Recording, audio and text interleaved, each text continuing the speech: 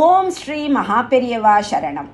தெய்வத்தின் குரல் 2ஆம் பாகம். தலைப்பு வேத மதம் வியாக்கரணம் வேதத்தின் வாய். அத்தியாயம் 82. வடமொழி வியாக்கரணமும் தமிழ் இலக்கணமும். இலக்கணம் என்ற தமிழ் வார்த்தை லக்ஷணம் என்பதிலிருந்து வந்த மாதிரியே இலக்கண சம்பந்தமான வேறு பல வார்த்தைகளும் சம்ஸ்கிருத வியாக்கரணத்தில் உள்ளதை அனுசரித்தே தமிழில் உண்டாயிருக்கிறது. உதாரணமாக தமிழிலக்கணத்தில் பகுதி விகுதி என்று 2 சொல்கிறோம். ராமனுக்கு என்கிற வார்த்தையில் ராமன் என்பது பகுதி, கு என்பது விகுதி என்கிறோம். பகுதி விகுதி என்பன பிரகிருதி விக்ருதி என்ற சம்ஸ்கிருத வார்த்தைகளின் மரூவுதான். அதெப்படி சொல்லலாம்? பகுதி என்பது நல்ல தமிழ் வார்த்தை அல்லவா? பகுத்தல் என்ற வினைச்சொல்லின் வேரிலிருந்து உண்டான பெயர் சொல் அல்லவா பகுதி என்று ஆக்ஷேபிக்கலாம். பகுக்கப்பட்ட என்ற அர்த்தத்தில் சுத்த தமிழ் வார்த்தையாக பகுதி என்று ஒன்று இருப்பது வாஸ்தவம்தான். ஒரு வஸ்து 4ஆக பகுக்கப்பட்டால் அதை கால் பகுதி என்கிறோம். இங்கே பகுதி என்பது சுத்த தமிழ் வார்த்தைதான்.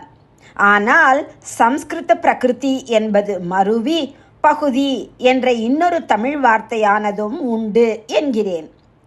இப்படி பிரகிருதி என்ற அர்த்தத்தில்தான் ராமனுக்கு என்பதில் ராமன் என்பதை பகுதி என்கிறோம். சம்ஸ்கிருத வியாக்கரணப்படி ராமன் பிரகிருதி, கு விக்ருதி. இந்த விக்ருதியே விகுதி ஆயிற்று. பகுதி விஷயமாக தமிழ் தாத்துவிலிருந்தே வந்ததோ என்று சந்தேகம் ஏற்படுவது போல் விகுதியின் விஷயத்தில் சந்தேகமே இல்லை. பகுத்தல் என்பது போல விகுத்தல் என்று தமிழ் வேர்ச்சொல் இருப்பதாக யாரும் சொல்ல மாட்டார்கள். விக்ருதி தான் விகுதி என்பதாலேயே பிரகிருதி தான் பகுதி என்று நிச்சயமாக தெரிகிறது. விக்ருதியை பிரத்யயம் என்றும் சொல்வார்கள். ஒரே பிரகிருதிக்கு பல அர்த்தங்களை உண்டாக்குவது பிரத்யயம்தான். ராமனை அடித்தேன் என்ற போது ஐ என்ற பிரத்யயம் ராமன் என்ற பிரகிருதியை அடி வாங்கினவனாக பண்ணுகிறது. ராமனால் அடிபட்டேன் என்றால் அதே ராமன் என்ற பிரகிருதி ஆல் என்ற பிரத்யயத்தால் அடிக்கிறவனாக ஆகிறான். தமிழை விட சம்ஸ்கிருதத்துக்கு உயர்வு தருவதற்காக இதையெல்லாம் நான் சொல்லவில்லை. ஒன்றுக்கு உயர்வு இன்னொன்றுக்கு தாழ்வு சொல்லி சந்தோஷப்படுவது எப்போது? ஒன்றுதான் நம்முடையது, மற்றது பிரத்தியானுடையது என்று நினைக்கும் போதுதான்.